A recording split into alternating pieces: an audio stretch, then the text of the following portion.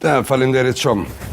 Nëse ju besoni që zoti Kurti nuk do të me ndryshu të qasjen kur gja, po të tjerët do të me ndryshu, kjo nuk është verdikti i qytetarëve.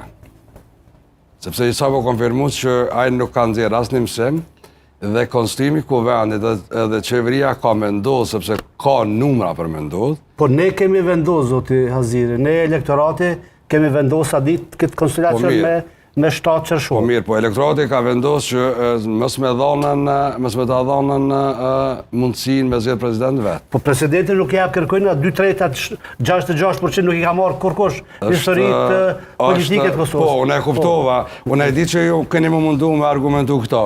Po është mirë edhe ju edhe të tjerët me insistu që zoti Kurti me nxjerr mësime për proceseve tilla, sepse sovrani nuk e ka dhënë shumicën absolute në këtë vend dhe kauza një parti, një njeri në shtet, është e humbur me 17 shkurt. Prandaj po thonë standardet, që ju me kërku standardet në alta për presidentin, me qeni president shumë reprezentativ. Kjo është aja që duhet gjithë me reagu.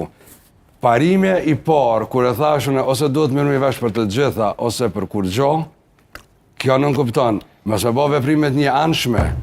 Konstituimi i kuvendit ka mendosur, është e drejtë e vituar. Nëse nuk ki marrëveshje me dikën e propozon kryetarin e kuvendit, propozohen në kryetarët edhe vazhdon proceset në hapat sikur erën e kalume, që ne nuk e kemi kushzu.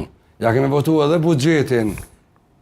Bile me shumë probleme mrena, ja kanë votuar këtë ligjet me ratifikim ndërkombëtar, pa kohë farë kuizime. Ja keni votuar Kosovë, zoti Aziri, se ja keni votuar në VVS, Kosovës ja keni votuar. Po tash, Republikës ja keni votuar. Po vlasme, po ja kena votuar.